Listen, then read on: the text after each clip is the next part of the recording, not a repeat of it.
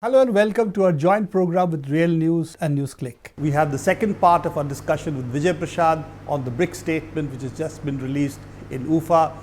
Vijay, we have this BRICS statement, particularly on the economic issues. It discusses the multilateral institutions, the WTO trade arrangements, bilateral trade, and also the BRICS Bank and the contingent reserve arrangement, or the CRA as they're calling it. Now, how do you again look at the broad thrust of the economic part of the state? Look, there are many ways to look at this. One way, I suppose the most cynical way, is to suggest that the BRICS approach to the global economy is unchanged from the group of seven or the West's approach or the advanced industrial countries' approach. Let's come back to that. I'm not actually a proponent of that view. I believe that there's an institutional challenge that the BRICS are mounting, not an ideological challenge. They don't have perhaps an entirely new policy approach to economic development, to the question of how to manage finances around the world.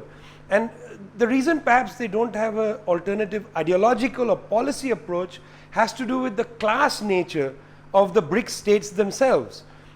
All these countries are essentially governed by or controlled by classes that have extreme views on economics and accumulation.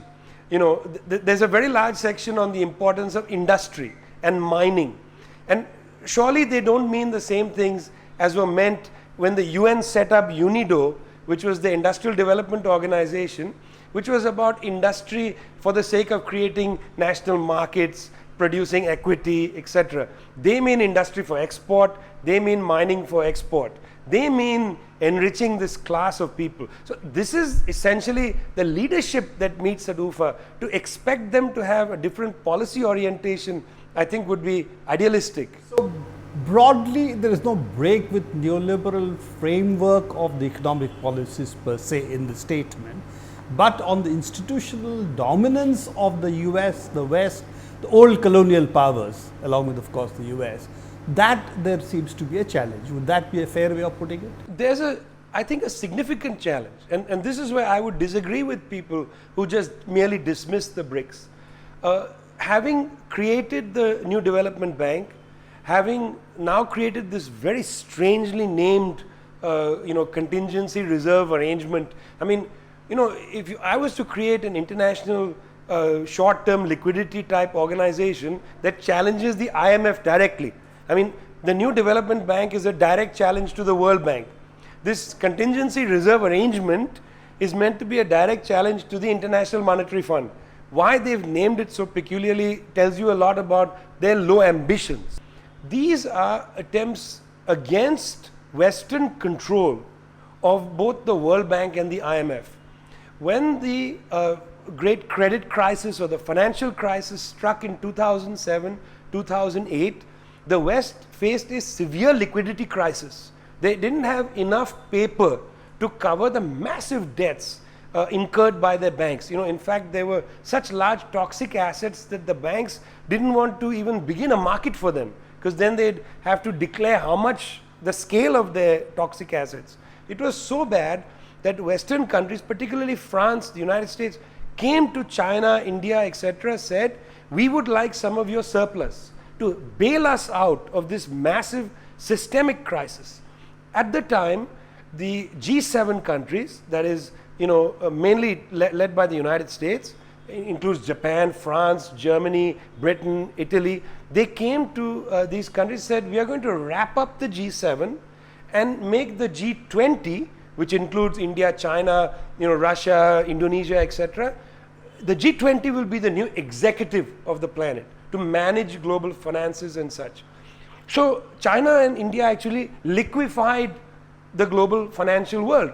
Unbelievably, these countries suffering vast poverty, instead of turning that reserve as transfer payments to increase the well-being of their people, bailed out the West. So object lesson for Greece now. When Germany says, we're not going to bail you out, who bailed Germany out? Even Germany, having its banks in financial, it was Chinese money, some Russian money, etc.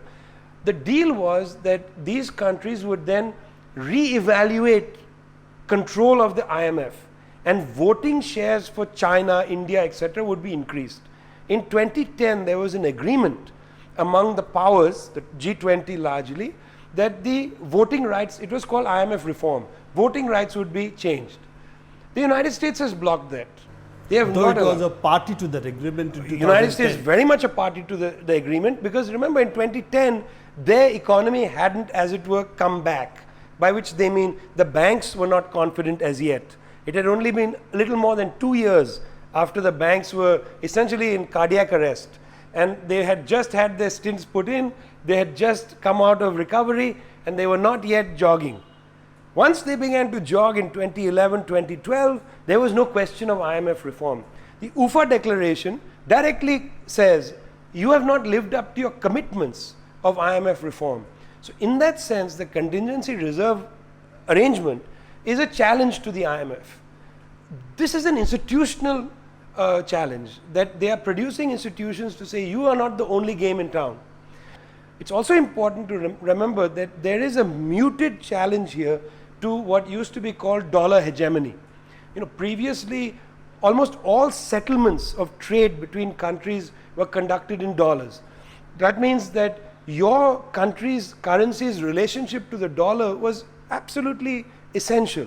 When in 1979, Paul Volcker at the Federal Reserve Bank increased interest rates in the United States, dollars from around the world went back to the US and created the debt crisis in the third world. Right now, the IMF actually has cautioned America not to raise interest rates, because it would be essentially Volcker shock number 2.